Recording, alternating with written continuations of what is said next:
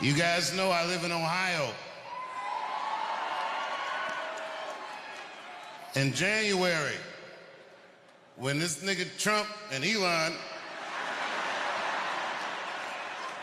made this Doge thing and cut all those government jobs, the housing market in my hometown plunged 20% in the first quarter. And I don't mean to talk like a white.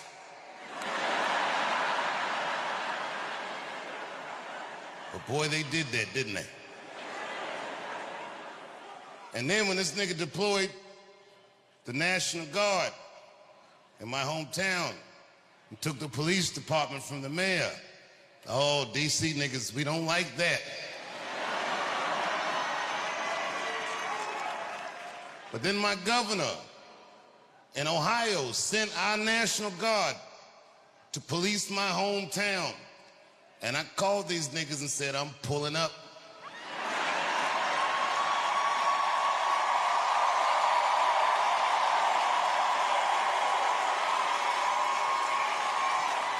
Because these niggas is trying to take the chocolate out of Chocolate City. I said, I gotta go home while it's still a city I remember. And then I went on Instagram and saw all the protests in D.C. and there was a bunch of white people like, not on our streets. I said, oh no, it's too late. These whites are entrenched. Not on our goddamn streets, you don't.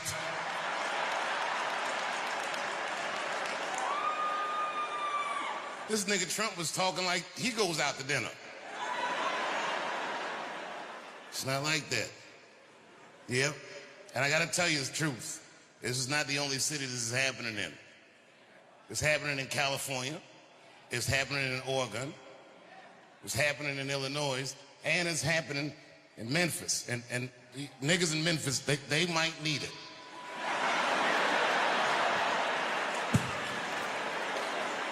You gotta be reasonable. I don't know if you've been in Memphis recently, but them niggas already stole 2 tanks from the National Guard, so you already know. You already know, you know.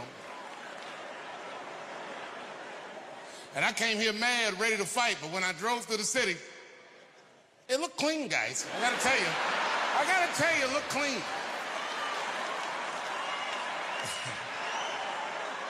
A lot better than the last time I was here.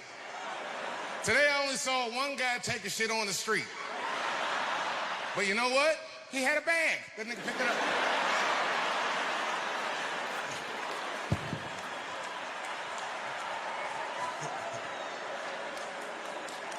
I was waiting for somebody to do something about the homeless. You know what's fucked up about D.C.? We the nation's capital, and nobody even gives a fuck about the homeless. I'm gonna tell you the truth. I feel like I'm the only one that does.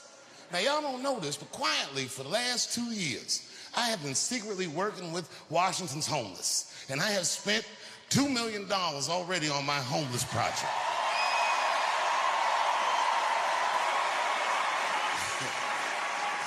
No, don't clap for me. I didn't get them food or anything like that. I just taught these niggas to Thriller dance. And you got a big treat coming up on Halloween, you'll see.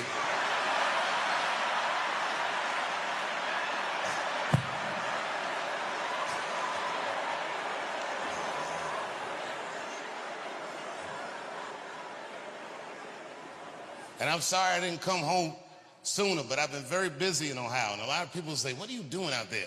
And I don't know if you know this, but this is true. I'll tell you what I've been doing. The town that I've been living in for the last 25 years, I bought most of it. I like it there. Ohio loves Trump, but this town I live in is like a little itty-bitty Bernie Sanders Island in the Trump Sea. All the whites are poor out there, but these are like the dirty hippie whites, and I like them. I like these whites. And they like me too. But you know what I learned about liberal white people? Liberal white people let black people do whatever the fuck they want until you buy most of their town. Oh, they frowned on that. Them whites got real suspicious, but you know what? I don't blame them. Because, no, for real, because look, if I was white and the people in this town were black, you know what they'd say? They would say I was gentrifying the town. But there's no word for what I'm doing to these people. I own everything, nigga, everything.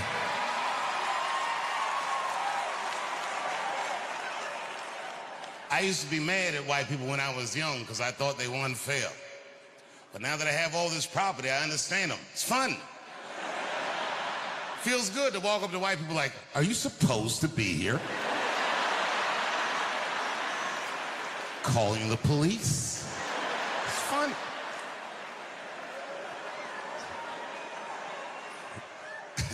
I own so much property in this town, and this is true. These white people think I'm responsible for their well-being. That's ridiculous, nigga. I'm not no public servant. I'm a capitalist. I be walking down the street minding my own business, and they come up to me with their concerns. Dave, congratulations on buying the whole goddamn town. But you need to start thinking about some affordable housing around here. And I'll be like, well, actually, champ, I can afford my house. That sounds like some shit you need to worry about. Because if I think about it, I can afford your house too. So if you want to sell, come holler at your boy. I'm collecting the whole town. I'm collecting the whole goddamn town.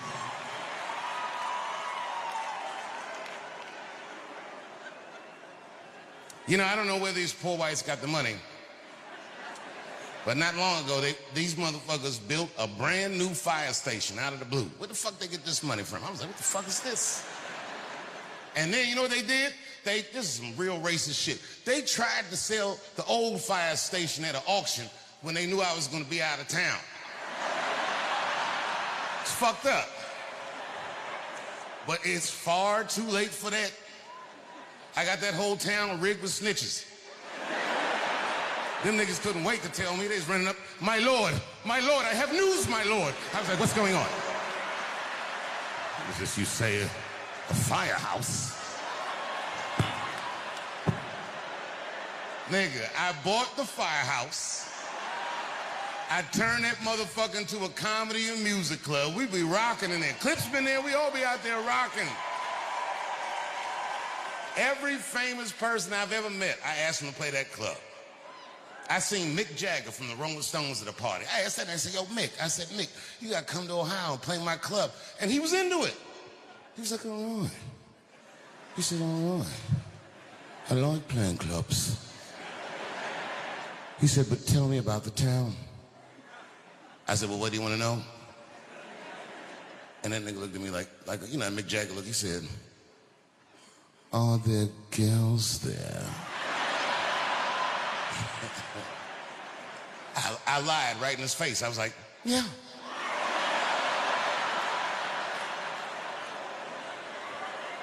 He knew something was wrong. He's like, no. Come on, Dave, you know, like the kind of girls that I like. I said, Mick, I don't know what kind of girls you like. Nigga said, you know, you've heard my music. Are there white bitches with dirty feet?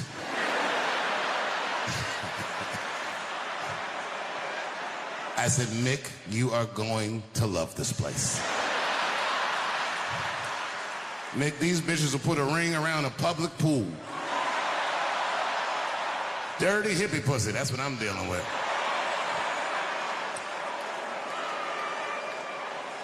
I'm not a drug guy at all, right? But I am in show business, you know what I mean? So I've been to every kind of party. Now I'm gonna be honest with you, I smoke weed, but I don't consider weed a drug.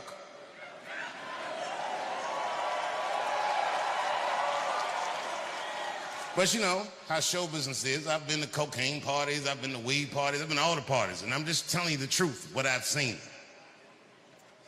Coke bitches are way prettier than weed bitches are. I be looking at weed bitches like, damn, bitches, you sleep in those clothes? The fuck's going on with you? No energy in their face. They don't wear their bra all the time so the titties be sagging. Get your dick out of my face, man. That's how white girl sounds. Not gonna suck your cock, man. The mouth is dry as a bone. You ever get some weed head? Feels gross, doesn't it? Feels like a cat sucking your dick. Like, what kind of... How do you not have any moisture in your mouth? Bitch, go wet your whistle and try again, would you? Drink some water. Yuck. Yuck. Fuck, I need an alibi. I can't be no celebrity. This shit is just the worst. I'm seeing it. I see why stars are crazy, man. These motherfuckers. I went to Disney World with my kids, which is a big deal for me. I don't get to see my kids so much. I do Chappelle show 20 hours a day, sleep for like half an hour, raise my kids for 10, 20 minutes, and I go back to work. Now, this particular day, I got to hook up with the kids. We went to Disney World. Everybody at the park, fucking everybody. Hey, I'm Rick James, bitch. Hey, I'm Rick James, bitch. It's like, hey, man, hey. You mind not calling me a bitch in front of my kids? Time out, motherfucker. We take a day off. Even Mickey Mouse did it. I said, this is the most unprofessional shit I have ever seen in my life. Rick James, bitch. Oh, I was fed up. I caught that motherfucker with an uppercut. Bop! Knocked his head clean off. Everybody was screaming. Oh my God, oh my God. Mickey Mouse is Mexican. But everybody's getting along. I see that shit. I see it all around. Blacks and whites don't fight so much. You know who don't have no beef with anybody is Asian people. I see how y'all be doing. Y'all just lay in the cut. Only people Asian people beef with is other Asian people. Like if you call a Korean guy Chinese, I've done this. They will flip out. Hey! What make you think I'm Chinese? I am Korean. I look Chinese. Yes, motherfucker, you do look Chinese. That's why I said it. It's an accident. Nigga, to the untrained eye, you all look Chinese to me. It's a mistake. I'm not trying to offend you. Some people say all black people look alike. We don't get bent out of shape. We normally just call those people police, okay? Just learn to live with it. I am not saying that to say that trans women aren't women. I am just saying that those pussies that they got, you know what I mean? I'm not saying it's not pussy, but that's like beyond pussy or impossible pussy. You know what I mean? It tastes like pussy, but that's not quite what it is it? It's not blood, that's beet juice.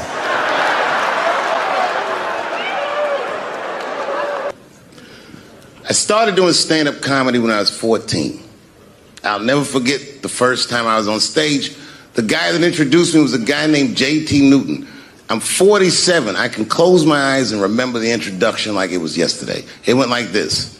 Ladies and gentlemen, this next young man coming to the stage is starting his comedy career tonight.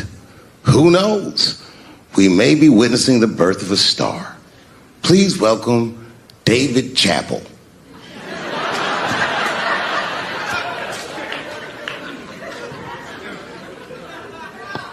From the first time that I ever held a microphone, I was sure this was it. I knew I was home. I knew I had found my thing. And my God, man, I was a child. I got good. Matter of fact, I was good from the moment I started. And I'm not saying this to be a braggart. I'm telling you the truth. These old niggas was in awe of me. How is this little boy so poised? They used to say. I was. I mean, you know, I got better, but it started out good. About a year into it, when I was 15 years old, I had written a joke during the AIDS epidemic about having a Goodyear condom. Something I don't even remember the joke. Something about an industrial strength condom by Goodyear. I just remember all the comedians really liked that joke. And there was an older comedian. And he came to me one night after the show, after he saw the joke, and he said, listen, I got an audition at another comedy club, and I was wondering, do you mind if I do that joke? I just want to borrow it. Now, I'm a kid. I don't know any better. I'm like, borrow it? Well, I guess, sure, if it'll help your career. I let him do the joke. And then weeks later, I was waiting to go on in a comedy club, and he went on before me, and he did the joke. And after the show, I pulled him aside and I said, hey, man, I don't mind you borrowing my jokes, but you gotta give them back. He said, oh, I forgot to ask you. He goes, let me buy that joke from you for $50. And I said, man, I'd do it, but I'm just starting out. I need all the material I can get. The idea being that the more material I can accumulate, the faster I'll be able to make money for my work. I said, I can't do it. I want my joke back. I'll never forget this. Remember, I was a 15-year-old child. This guy was a grown-ass man. He stood up over me so I could see how big he was. And he said to me, really? I can just take it. And he did. I got scared because I was a child. But I never forgot that. I never forgot that. I was 15 years old. I'm 47 now. I think about this guy all the time. When I look at my own kids and I see how young and innocent they are, I can't believe someone did that to me. And I don't think about it every day because that was the worst thing that happened to me. I think about it every day because that was the first time that someone ever did that to me. But in my career, it has happened many, many times since, where someone would intimidate me or scare me and take something that I believe was mine. I'll tell you another story. Now I'm 18 years old. I'm living in New York City, and I just finished my first road tour, which was a very difficult tour. I'll spare you the details. Now I'm back in New York, but my rent is paid, thank God. And I have $60 to my name, and a woman that I had met in Pittsburgh, a bad Dominican bitch,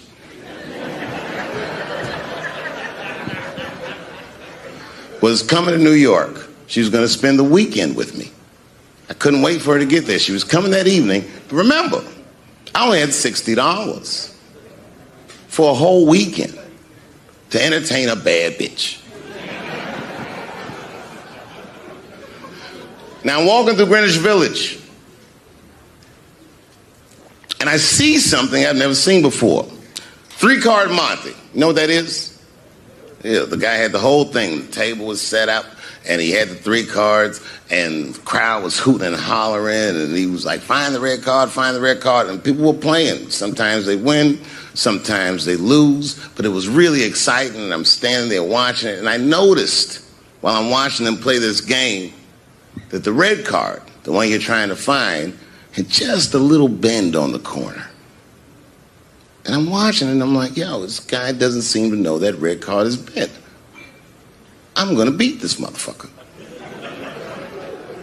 And I walked up to the table and I said, let me play a hand. And I put my last $60 on that table and he starts to shuffle and find the red card, find the red card. And I kept watching that bent card go around the table, make sure I kept my eyes on that bent card. And when he stopped shuffling and he said, find the red card, I pointed to it with confidence. Here it is right here. And he flipped it over and it was black. And he took my money. I couldn't fucking believe that. How did this nigga do that? Was that magic or sorcery? I was confused. So you know what I did? I sat there and I watched him for a real long time play the game. And I realized that all those people who was doing all that hooting and hollering and betting, my God, they were his friends.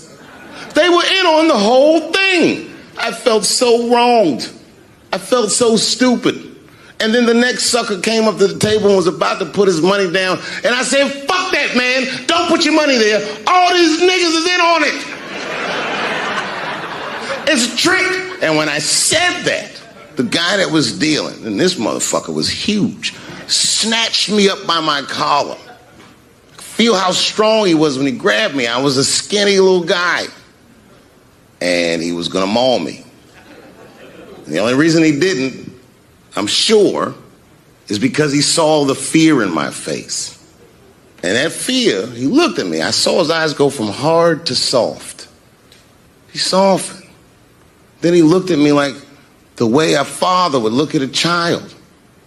And he said to me, young man, don't ever come between a man and his meal. I never forgot that either. Most niggas would have to run the streets for years to learn a lesson that profound. It took me 2 seconds. Never get between somebody and their paper. Taking a man's livelihood away from him is akin to killing him. Look, it was way more intense than what you guys might have read. I don't know what you read, but the kid, while we was beating on him, reached in his waistband, pulled out a .22 caliber pistol. That shit was mayhem. Everybody started screaming, oh my God, he's got a gun, he's got a gun. And then I got scared. I was in the back, but I was scared. Because I knew that everybody that was with me was armed. Yes, if they had shot and killed this kid on stage at the Hollywood Bowl, like I pay you to do, Travis,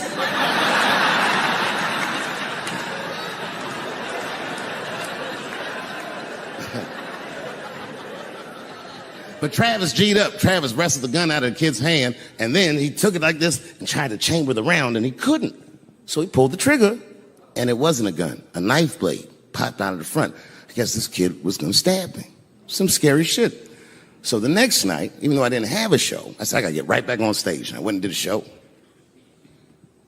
And someone in the audience screamed out, Dave, what happened with the attack? And I didn't know there was journalists in the room. All I said was that this nigga had a knife that identified as a gun.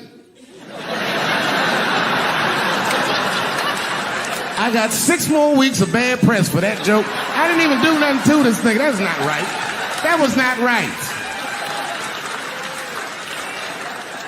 And then the New York Post went to the jail and interviewed my attacker like he was some kind of hero. And I read that interview. It turns out the entire attack was my fault. Yes, I triggered him. I didn't mean to. I had done jokes about the homeless. It turns out this young man was homeless. And I mean, there's no way I could have known this. But I will say, for a homeless guy, this nigga had incredible seats.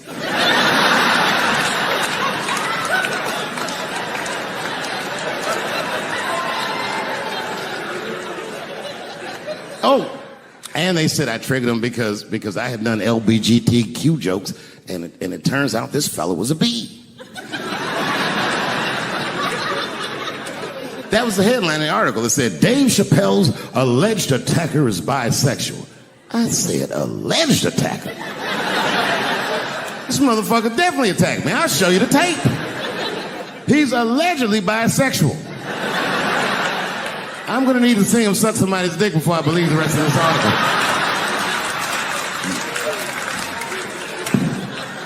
I read that shit in the paper. I was horrified. I was like, oh, bisexual? I could have been.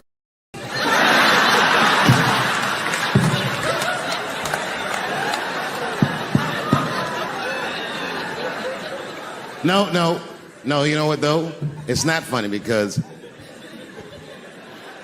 after all that madness ensued,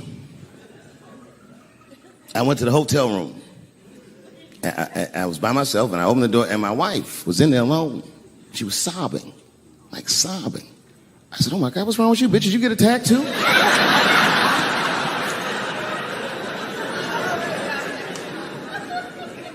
And she's crying. She said, oh my God, David. She said, if you had died tonight, me and the kids would have nothing.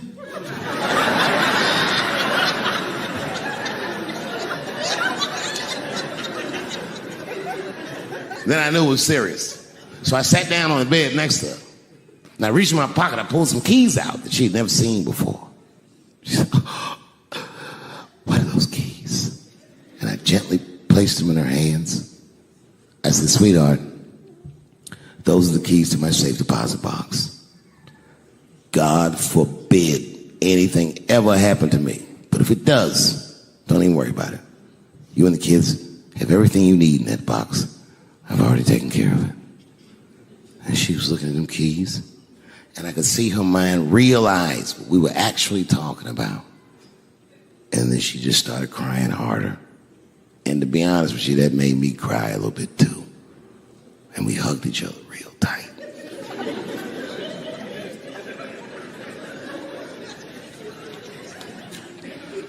Do you know this bitch looked in the box while I'm alive and well? Who does that? Oh my God. And then she was mad at me. She said, God damn it, David, I opened that box. I said, you did? She said, yes, I did. And there was nothing in there.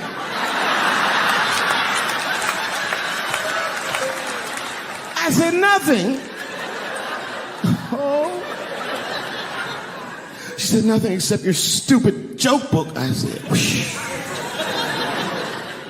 I said, well, sweetie, look. If you tell those jokes exactly how they're written, you and the kids should be fine. They're really good jokes.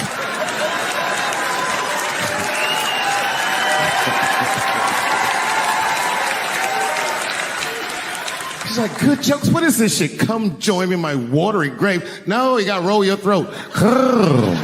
Join me in my watery grave.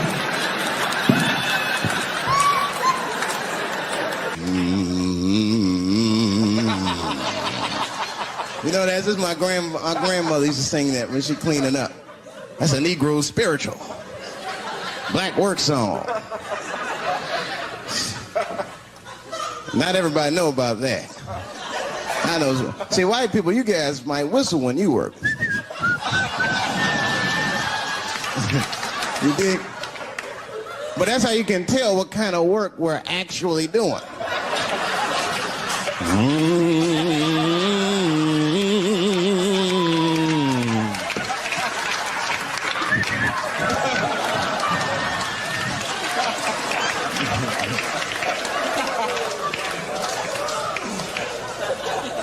I study that kind of I do. Anything that has to do with race. I read a little here, see a little there. And I travel. That's always good.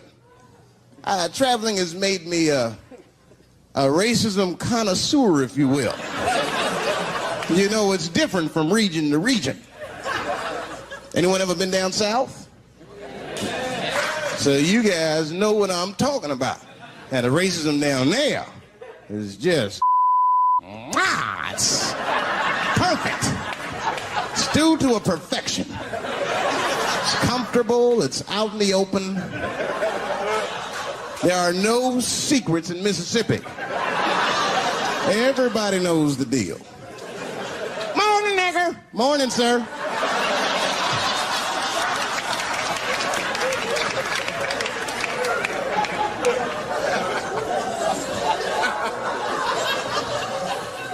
Not up here. You hit the big cities, man. It's different. It's always a secret. And we should do like them. We should keep our shit out in the open, then a little. I mean, with limits. You don't want to say whatever comes to your mind. That might be a little much. White dude be walking down the street minding his business. And the brother walk up to him. Hello. You white oppressor. You slave master rapist of Africa.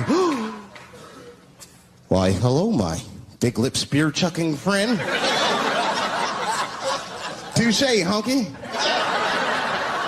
So, Whitey, what did you do today, huh? Oppress a new land and make the people there Christians against their will?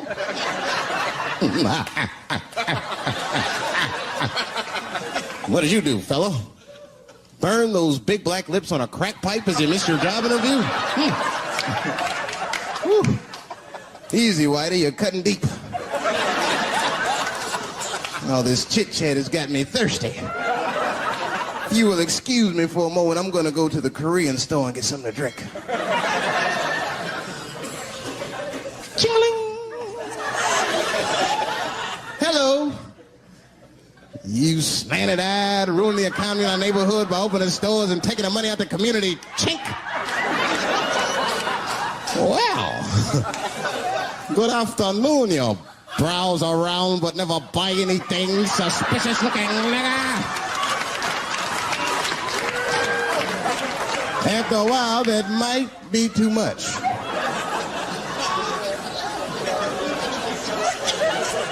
But you can't help it. If you're an American, you're a racist. We brought up from the beginning to think in generalizations. We never look at the individual. We rarely look at the individual. I'm a racist. I know I'm a racist. You know how I know? The other day I caught myself being racist against myself. There's so much going on, I got mixed up. Forgot whose team I was on.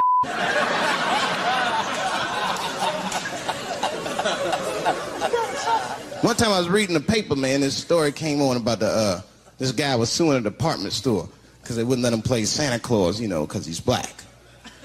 And I was actually like relieved when the department store beat him. That's bad. But I wasn't ready for that. I wasn't ready for the idea of a black Santa Claus, man. That would suck. So we wouldn't get our presents till the 28th, 29th. Sorry I'm late, kids. Santa got caught up with some in Vegas. I had to sell some toys to get back, shit. Where them cookies at? I heard that when Martin Luther King stood on the steps of the Lincoln Memorial and said he had a dream, he was speaking into a PA system that Bill Cosby paid for. Do you understand what I'm saying? The point is this. He rapes, but he saves. And he saves more than he rapes, but he probably does rape. Thank you very much. Good night. I know it's fucked up, but I tell you the truth. You know, everything's funny. Everything's funny till it happens to you. 3 months, a mere 3 months after that terrible attack that Chris Rock endured, I was on stage at the Hollywood Bowl, and a lunatic jumped out of the crowd and attacked me. Now, I gotta tell you, if it happens to you, you don't even know what the fuck is happening. It was like slow motion. I just looked over. I don't know this nigga. And I just looked and said, oh my God, I'm being attacked. And this motherfucker was ragged. He jumped at me. He was like, ah!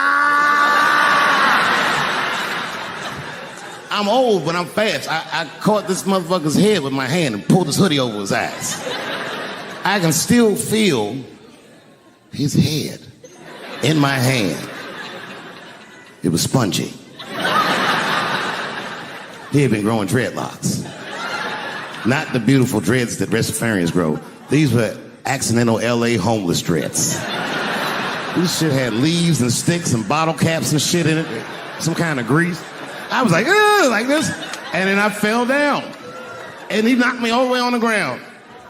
And I was like, man, this is a bad situation. I'm like, I don't know if I'm gonna die or what's gonna happen. But in that moment of vulnerability, you know what occurred to me that had never occurred to me before in my life? In that moment, it occurred to me that bodyguards should not wear dress shoes to work. Travis.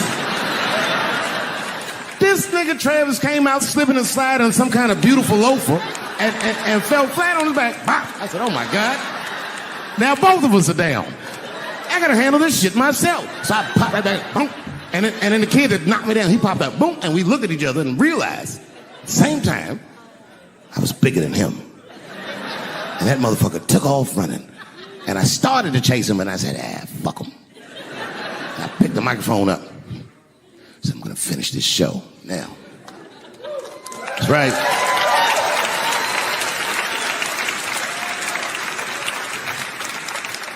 For 3 months before that, I'd been making fun of Chris Rock. And people would ask me all the time. They'd say, Dave, what would you do if you were Chris Rock and Will Smith slapped you in the face? And to this day, the answer is the same. Well, I don't know what I would have done.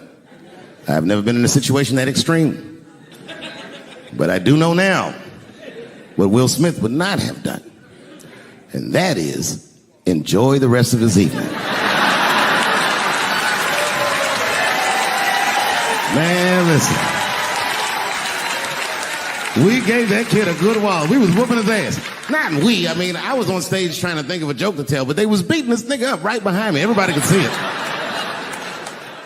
Everybody could see it. And I'm sitting up there trying to think of what to say. And I'm tongue-tied. Me, of all people, can't think of anything to say. Look at my karma. Just that moment. Of all the people in the world, Chris Rock walks from backstage, walks up to me in front of 20,000 people, grabs the mic out of my hands and looks at the crowd and goes, "Was that Will Smith?" Man, motherfuckers fell out of their chairs laughing. I was standing there looking stupid. I was fucking furious because I'm thinking in my mind, nigga, this is my attack. You got attacked 3 months ago. Now you have jokes. So I snatched the mic back from Chris and tried to get one off, but my shit did not go good at all. I didn't know what to say. I was just like, it was a trans man. And the crowd was like, boo. It's LA, we like trans people, boo. I know, it felt so bad. I felt so bad. But I know why I did it. You'd have to be there to understand, but man, when that guy tackled me, it was like it's like a movie or something. You gotta picture this. Picture a famous person you like. Every famous person you could imagine was at that show. It was like the biggest night that Hollywood had ever seen.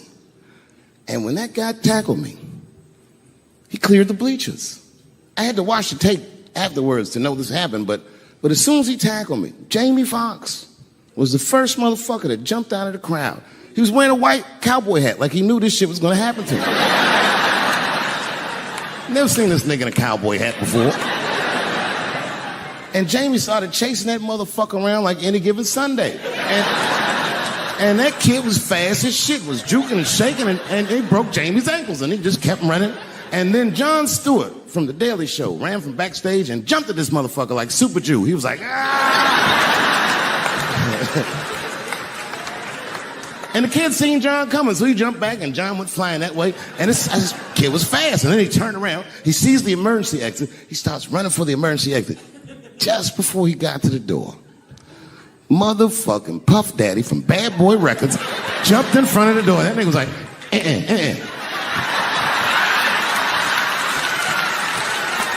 Boy, Puffy got that motherfucker. And then every celebrity just ran out because every celebrity saw themselves in me, and they just started beating the fuck out of that kid. And I know Chris was backstage looking like, nobody helped me.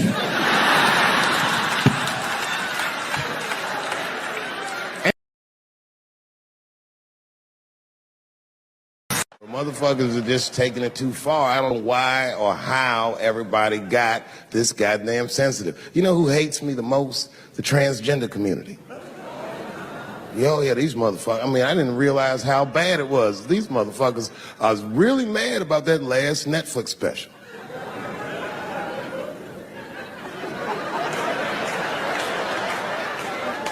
It's tough, man. I don't know what to do about it because I like them. I always have. Never had a problem with them. You know, just fucking around. As a matter of fact, I think I make fun of everybody, and I mean, as a group of people, they have to admit, it's kind of fucking hilarious, man. I'm sorry, bro. It's like, I've never seen somebody in such a hilarious predicament not have a sense of humor about it. They're born feeling like there's something other than they're born as, and that's kind of funny, you know? I mean, it's funny if it's not happening to you. It's like that white black bitch that's in the news all the time. Rachel Dolezal.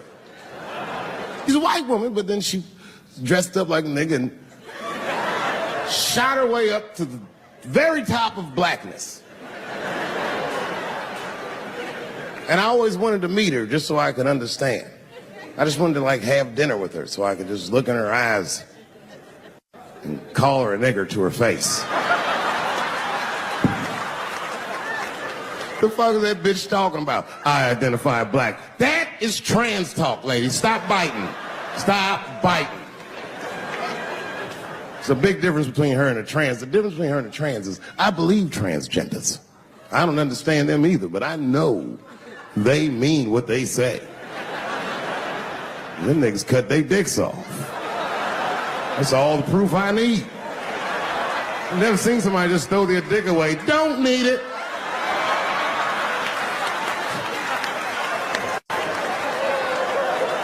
I don't understand, but I believe you and I support your decision, motherfucker. But how far is Rachel willing to go?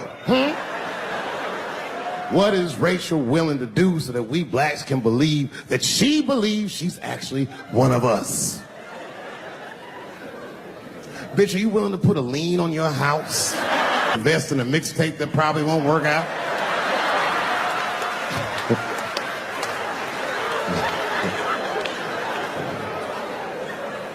She didn't even change her name. Didn't even change her name. Her name is Rachel. I can't believe in that name. If you want my support, you're gonna have to change your name to the blackest shit I've ever heard. Bitch, you're gonna have to change your name to Draymond Green. I don't know a blacker name than that. That shit is black on paper. If you type Draymond Green into Airbnb, that shit will log off automatically.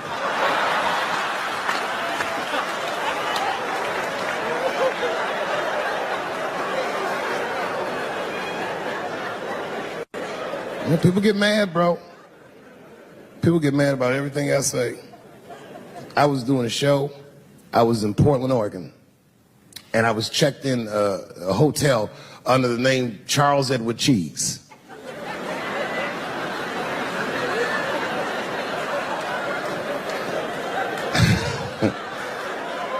I came back and there was a note. It was like a letter on my desk. It was addressed to Mr. Cheese. So obviously I'm going to assume that whoever wrote this letter must be an intimate friend of mine. This is not some kind of name that a person would just guess. But then I opened the letter and it turns out I don't know this person at all. It's a fan letter. You know, I'm not even used to the idea that I have fans, but I'm grateful for it. And even though I'm grateful for fans, I don't read those letters. It'd be nice if I did, but realistically, it's like, what am I, Santa Claus, nigga? I don't have time for this. Like, got shit I want to do. I'm trying to chill. Read all these dreams and wishes from strangers. But I read it. I'd already opened it. So I just read the whole letter. And you know what, man? Whoever wrote this letter truly loves me. I mean, they were really fucking nice in the letter. And then they described to me what it was like to come to the show, how excited they were, how much fun they were having. And then they said that when I got to my jokes about transgenders, that they were, quote, devastated. Because it turns out that whoever wrote the letter was transgender. Now, I'm going to be real for a second. You got to understand, I never feel bad about anything I say up here.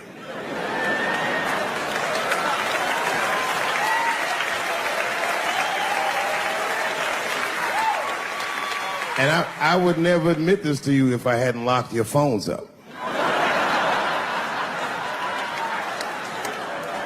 But it was the weirdest thing. Like, when I read this letter, this shit made me feel bad. I didn't feel bad about what I said, you understand?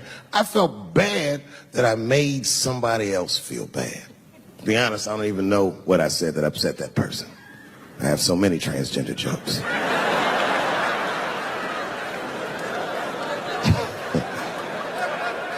But I feel like it was probably this joke I'm about to tell you right now.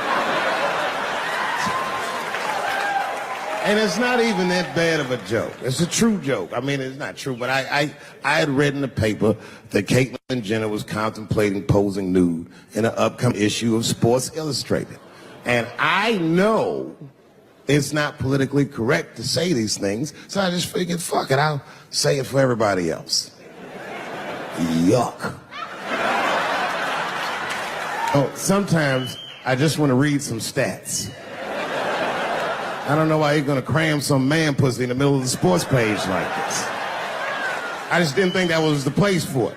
But I wasn't saying anything like Caitlyn Jenner's a bad person. I'm not mad at her for doing it. I'm not even mad at Sports Illustrated. If I'm mad at somebody, I'm probably just mad at myself. You understand? Because deep down, I know that I am not strong enough to not look at those pictures.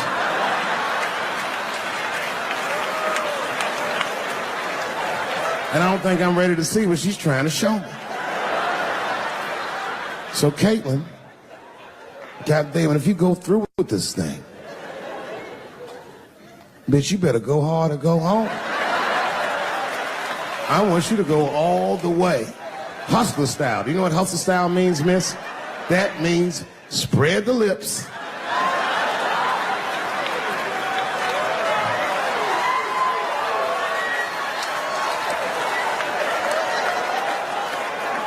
I hope she spreads her lips and there's an itty bitty dick inside. Ah! The show is behind the curtains.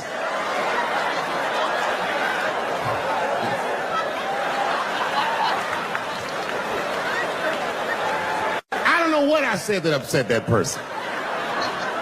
But I'm gonna tell you something. When I read that letter, and the moments after I read it, I did something that many black men in America do not have the time or the money to do. I thought about how I felt.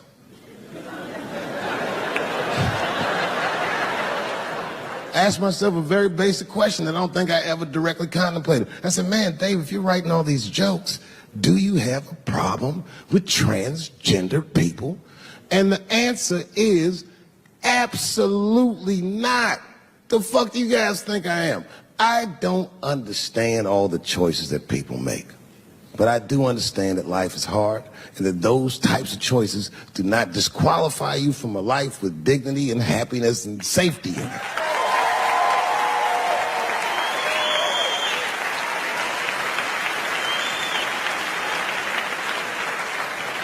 But if I'm honest,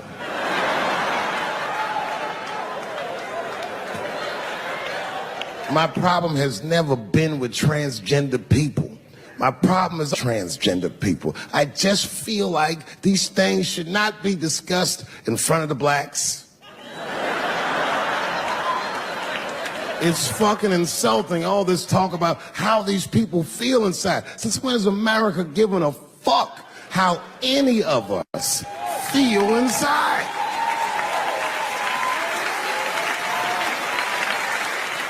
And I cannot shake this awful suspicion that the only reason everybody is talking about transgenders is because white men want to do it. That's right. I just said that. If it was just women that felt that way, or black dudes and Mexican dudes being like, hey, y'all, we feel like girls inside, they'd be like, shut up, nigger. No one asked you how you felt. Come on, everybody, we have strawberries to pick. It reeks of white privilege.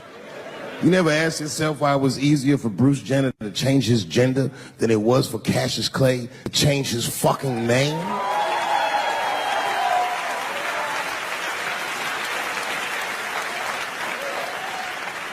And if I were to be brutally honest, the only reason I ever been mad at the transgender community is because I was at these niggas for 6 songs straight.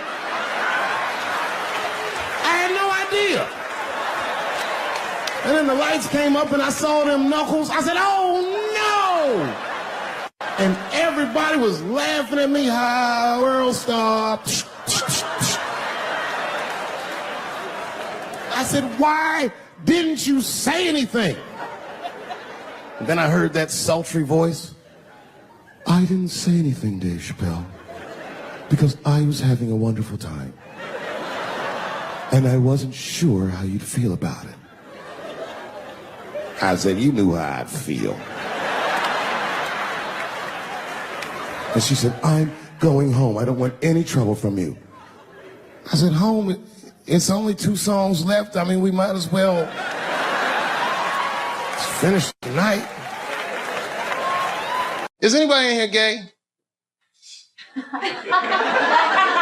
Get her! That's good. I'm totally joking. This is New York. Are you gay for real?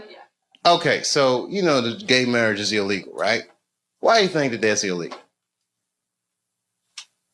People suck. I don't know. I don't have a good answer for that. Do you even care about marriage? Yeah, I want to get married. Eventually. It's really... To a girl or a guy? Girl. Just checking.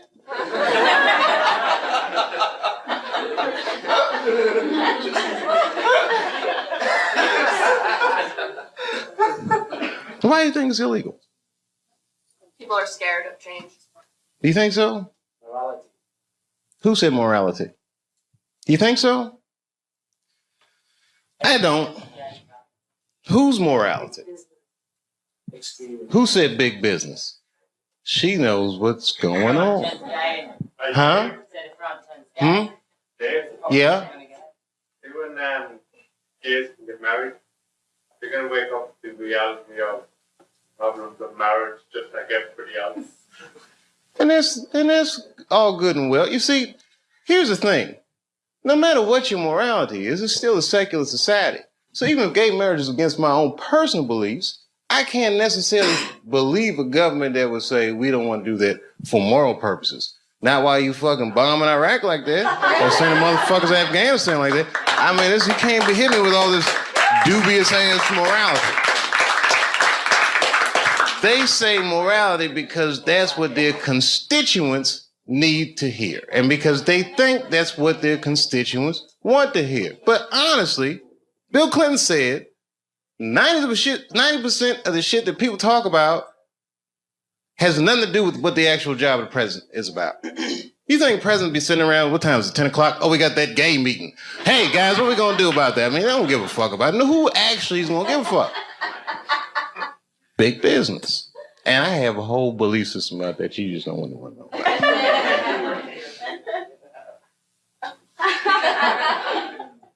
I'll tell you part of it. All right, it's a tiered, listen, marriage laws are fucked up in America. I don't think that the government should have that much say in actually how people devise a marriage, because a marriage, right, devoid of any kind of religious belief or emotion like love is a business contract, period and simple. And tons of people in Washington or legislative bodies, even guys like Elliot Spitzer that have wives or fuck prostitutes, live in loveless marriages. And they have these shits arranged because they're in such a high social stratosphere that they have to keep up a certain appearance. So why are they imprisoned by their own marriage? It's this form of economic slavery. And if you look at the way this shit happens, corporations were made legal in the United States by the 14th Amendment, right? Or 15th Amendment, which freed the slaves. And then under those rights, people said, we want the same rights as those motherfuckers as collective individuals, right? And if you're a collective individual and two collective individuals want to do business with one another, one's masculine, one is feminine, so they define a marriage institution between man and woman. But what if corporations is gay? I'm just saying. What if Aunt Jemima doesn't want to be with Uncle Ben? What if Aunt Jemima wants to do business with Sarah Lee? Well, wait a minute. What if Uncle Ben wants to do business with Mr. Clean? That's all I'm saying.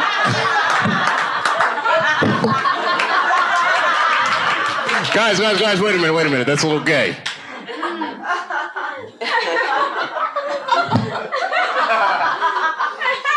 I'm sorry, I thought that was funny. What if Aunt Jemima? I don't think that's what Mr. Clean was.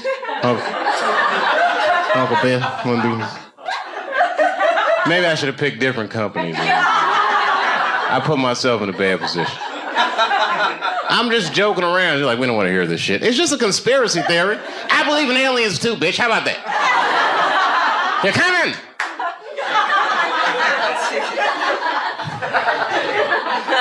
Gay aliens, they're here.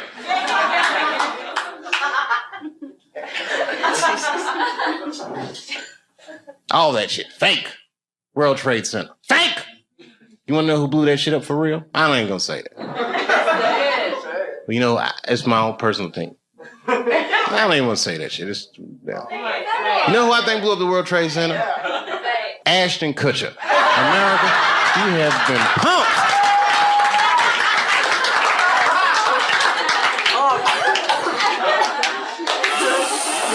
Fake.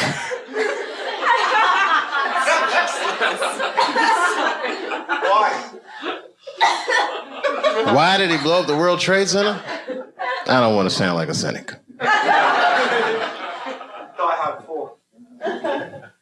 Shit was crazy. I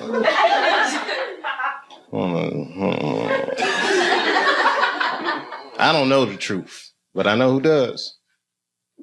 Strippers. They know everything. Does anyone have a cigarette? Yeah. Sure. Good on you, mate. I wish I had it. Your accents are so nice. Huh? And I do listen to BBC News. We all listen to the BBC. You're all listening to the BBC. That's what they say all the time. GMT. Oh, every time you say what time it is, it goes GMT. What does that mean? Whose mountain? Greenwich. Oh. It's the center. Oh, okay. Meantime. Greenwich Mean Time. Is that where the phrase mean time comes from? Yeah, baby. Wow, you can tell that your country conquered a lot of shit, man. Greenwich Mean Time. I learn shit every day.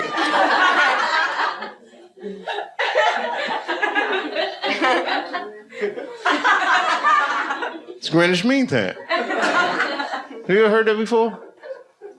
Yeah, bro, you ever heard that before? Yeah, I've heard it. Oh, you're from Ireland, though. Like, hang on down the middle of London, very much. Greenwich Mean Time? What's so mean about it? It's a time. Oh, okay.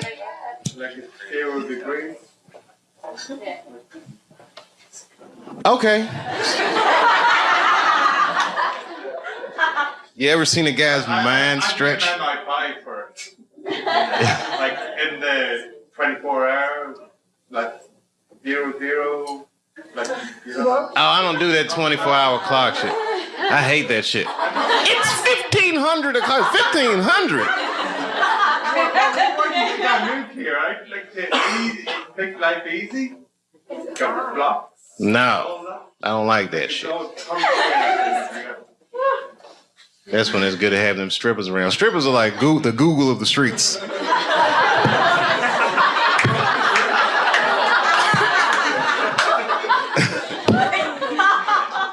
Never seen somebody answer so many questions without a crystal ball.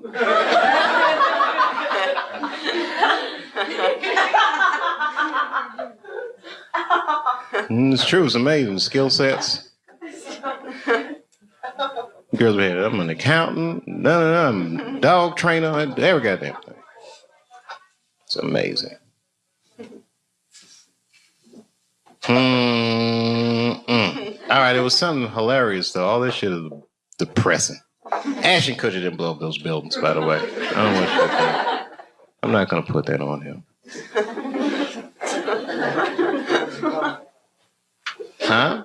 If he did, who was he pumping? American people. American person is one of the most lied to people in the world. That's our whole game with America. Because freedom is not a privilege, my friend. It is a fucking burden. Because a free person has to make choices all the time. And you can't make a good choice unless you have the information. And in America, it's not like China. You know in China when they had the earthquakes, you know what the headline was in the newspaper? What earthquake? They don't tell those people shit.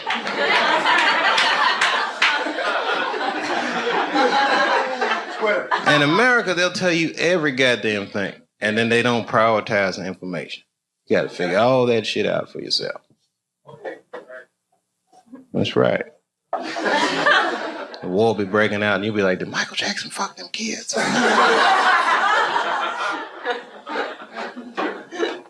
Deck is shuffled funny. And they all looked at me. They could tell who I was voting for just as easily as I could tell who they were voting for. But do you guys know what we all had in common?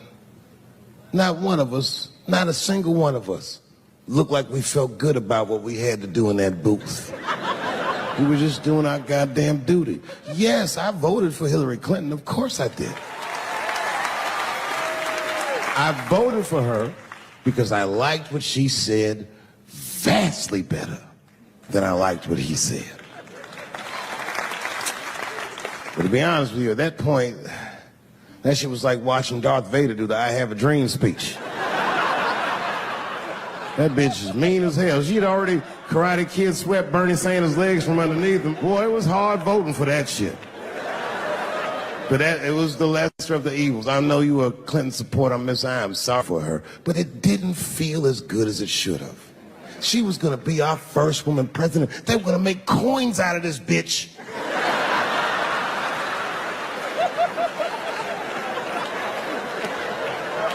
And somehow she just missed the dunk.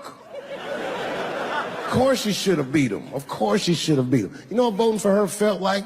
It was bittersweet. It felt like I was lucky enough to eat Halle Berry's pussy. And whilst I was doing so, she fucking farted in my face, man.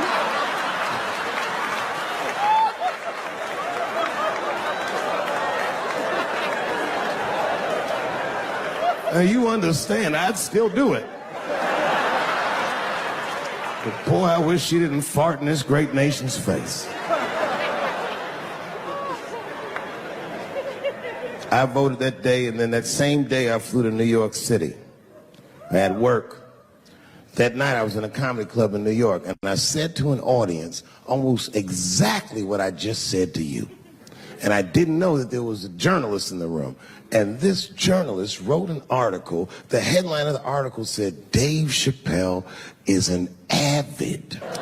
Yeah, I had no idea the paper said that. And you know how I found out? My wife called me from Ohio the next morning in a goddamn panic. David, what the fuck is going on in New York? I said, I'm being good, but what have you heard?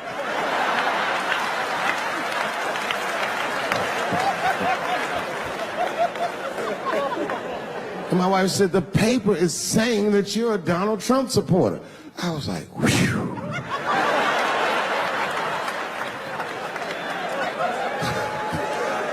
I said, don't worry about that shit, baby.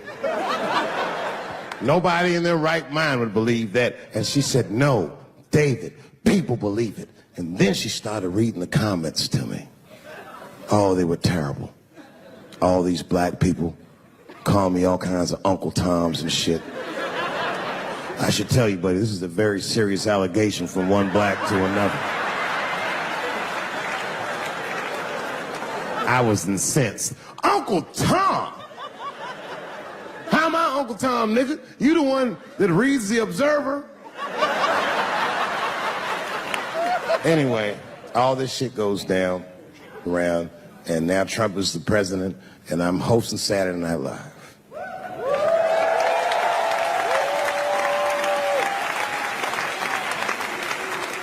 And I didn't really prepare my monologue. I just kind of winged it.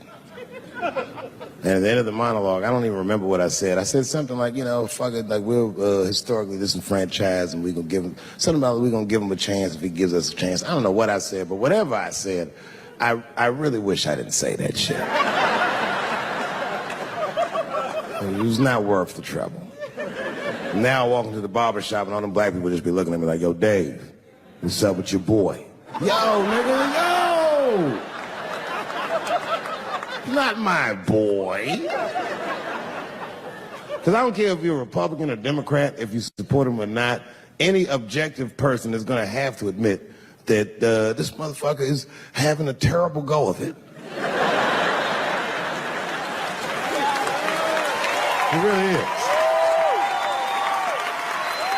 We've had presidents before that have done bad jobs, but this shit is worse than a bad job. It's scary to watch. Holy shit, it's like seeing a crack pipe in your Uber driver's passengers. The fuck is wrong with this guy? Yo, he is lunching, nigga. I watched Donald Trump in a press conference, and this motherfucker had all the media gathered, and this nigga literally asked the media to their face to stop finding shit out. I was like, yo, this motherfucker is bugging. And then, I'm not even making this up, his lips started sweating. His lips. Have you ever seen a motherfucker's lip sweat? What the fuck is wrong with this nigga's lips? It's like if you're on a plane, right? You ever been on a plane? I get scared to fly. I do it all the time. I be scared on there. And sometimes the plane will hit turbulence. And then I get nervous. But I always look at the flight attendant, and she looks calm, and it makes me feel calm. But if that bitch's lips were sweating, it's terrifying. Like, yo, nigga, why are your lips sweating? What do you know? And then, I'm not even making this shit up. This motherfucker grabbed the podium, he goes, you don't know how scary the things I read in my briefings are. What's that, bro? That's bad leadership. Even as a parent, you think I'm gonna sit my kids down? Hey, little man, come here real quick. I was gonna holler at you for a second. Yo, I'm 3 months behind on the rent, nigga, and I am worried. Very worried. Go to school and have a productive day, nigga. I was just thinking out loud, getting some shit off my chest. I'm like, what the fuck are you doing, bro? This is bad, man. Jesus Christ. All this motherfucker's ideas sound like high people ideas. Like, he doesn't think these things through before he tells us. He just tells us what he's thinking as soon as it occurs to him. This shit sounds nuts.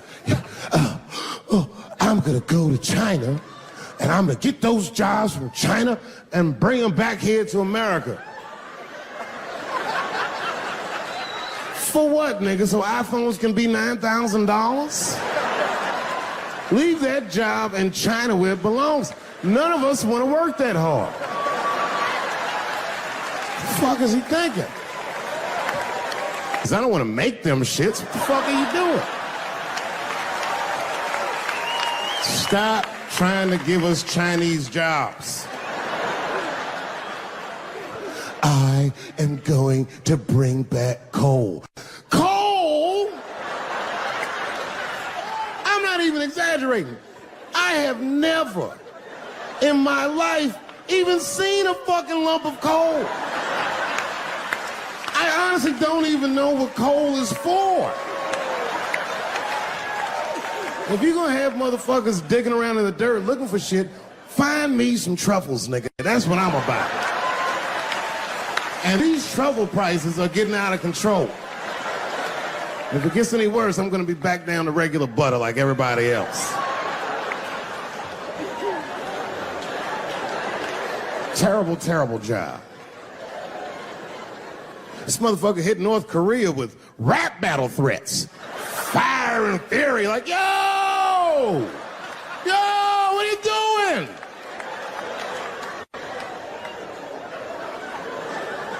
It's fucking Korea, man. Kim Jong-un is a scary motherfucker. He might be as crazy as Trump. Some scary shit. And if you one of them naive motherfuckers that thinks that a war with Korea is going to be easy, then you don't play Call of Duty at 3 a.m. like I do. Because that's when the Koreans play.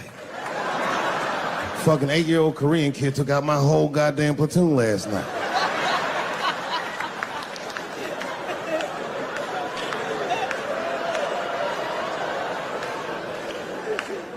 I've never seen somebody in an office so high with the most just basic fucking solutions. Like, you know, We should not let any more Muslims in the country till we can figure out what's going on. Did he just say, figure out what's going on? Who doesn't know how to do basic math? Let's count it out, okay? There's been 17 mass shootings in the United States. 4 of them were done by Muslims. None of those 4 Muslims were from any of the 7 countries in your stupid ass original band.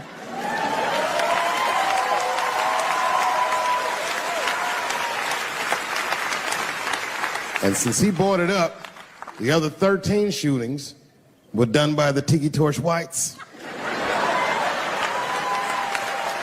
These are facts. And you don't see me trying to ban white people from the show to keep. It's a fucking terrible idea because it's mean and it's racist. And most importantly, it would be catastrophic to my bottom line.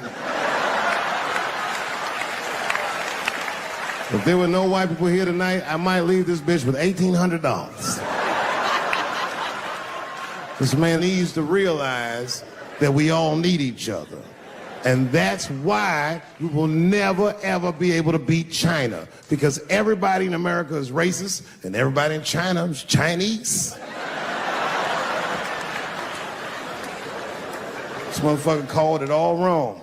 And don't believe the media either, because as all this shit is happening, the media is trying to make us believe that the extremities amongst us are the norms. We can disagree, that's fine. And most of us are keeping a cool head about this shit. You know what I mean? Americans generally respect one another's beliefs, even if they don't share those beliefs. I know I do. I respect everybody's beliefs except Amish people. Because they are the only ones that I can say clearly their God is wrong. The speed limit is 75 miles an hour in Ohio, and 1 lane of traffic is buggy. Nigga, your God is ridiculous. All the Amish people around my way know me too. Not from television, obviously. They know me from the streets. Because when I see them horse and buggies, I'll pull the Porsche over and talk to them. Ezekiel, are you sure that God doesn't want you to have any of this technology or this energy? Huh? Huh? I can't hear you, nigga. Let me turn this air conditioner off. What did you say? And them niggas be like, get away from me, ye. Ye tried to tempt me like the devil. Devil? Nah, bro, I'm trying to put you on to the game, Zeke. It's a big world out here, nigga. I just went 25 miles in 30 minutes. That's a day's journey for you. You don't even know what the weather's gonna be tomorrow, do you? I do. You don't even know that there's a valuable Pokemon right on your... I drive away. Huh? Oh, my vape pen? You want to hit my vape pen? Oh, sorry, nigga. I'm trying not to get herpes. My bad.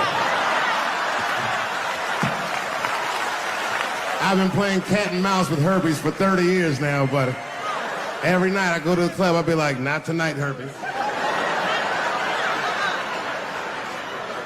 No disrespect. I'm not saying you have herpes. I'm just saying 1 out of 5 people do. So let's just all be careful around this motherfucker and make sure that we leave with the lips we came with.